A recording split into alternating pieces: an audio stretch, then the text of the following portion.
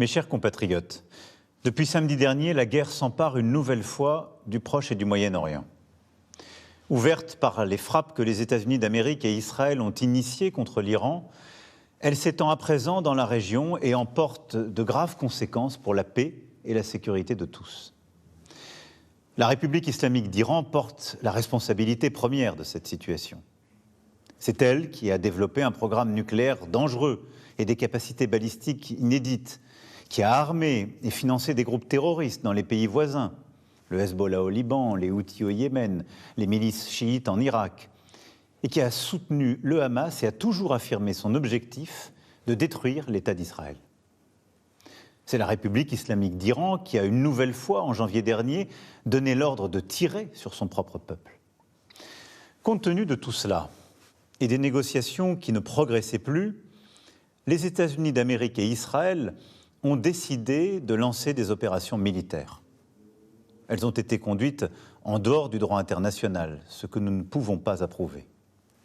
Il reste que l'histoire ne pleure jamais les bourreaux de leur peuple et aucun ne sera regretté.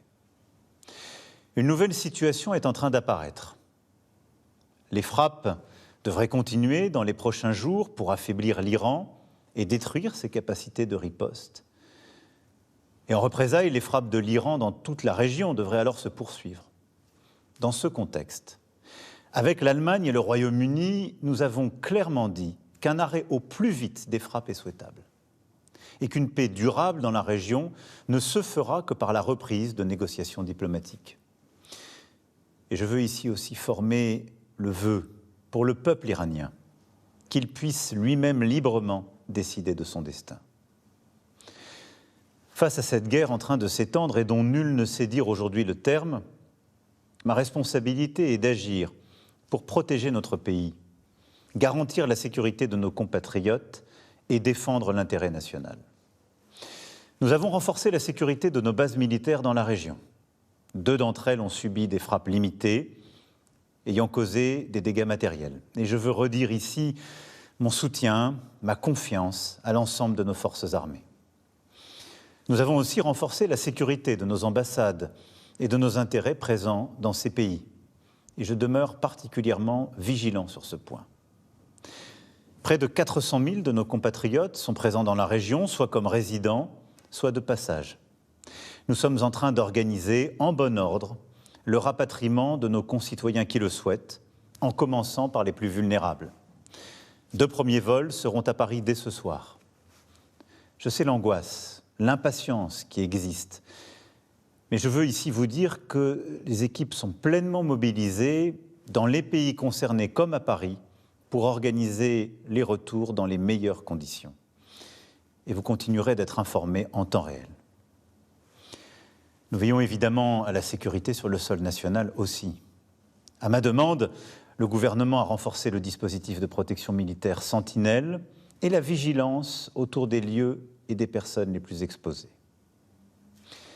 Ensuite, au-delà de ces éléments de sécurité premiers pour nos compatriotes, nos bases, nos emprises, nous devons être aux côtés de nos amis, de nos alliés de la région, pour leur sécurité et pour leur intégrité territoriale.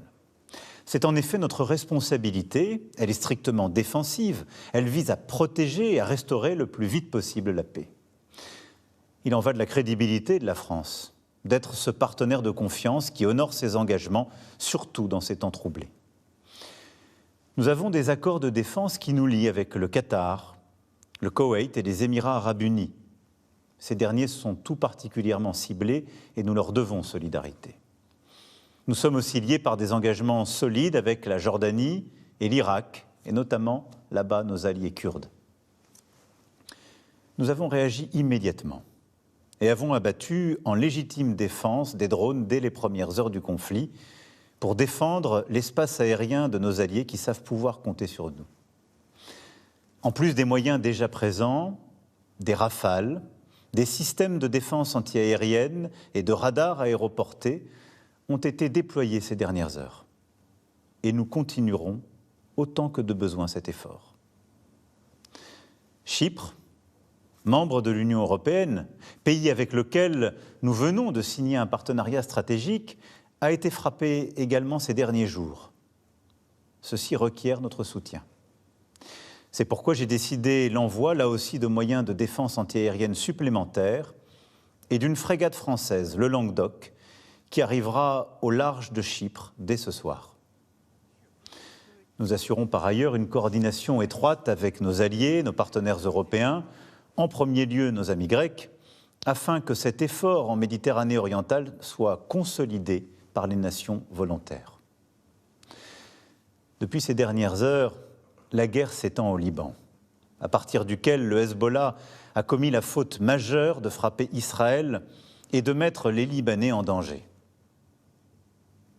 Israël serait en train de décider une opération terrestre. Ce serait là aussi une escalade dangereuse et une erreur stratégique. Le Hezbollah doit impérativement cesser toute frappe.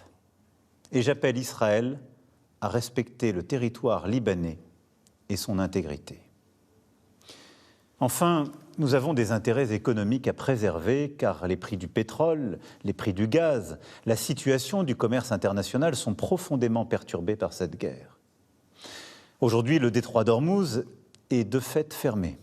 Et c'est par ce détroit que transitent environ 20% du pétrole et du gaz naturel liquéfié dans le monde. Le canal de Suez, la mer Rouge sont aussi sous tension et menacés. Nous sommes à l'initiative pour bâtir une coalition afin de réunir les moyens, y compris militaires, pour reprendre et sécuriser le trafic dans ces voies maritimes essentielles à l'économie mondiale. C'est d'ailleurs ce que nous avons su faire il y a plusieurs mois en mer Rouge.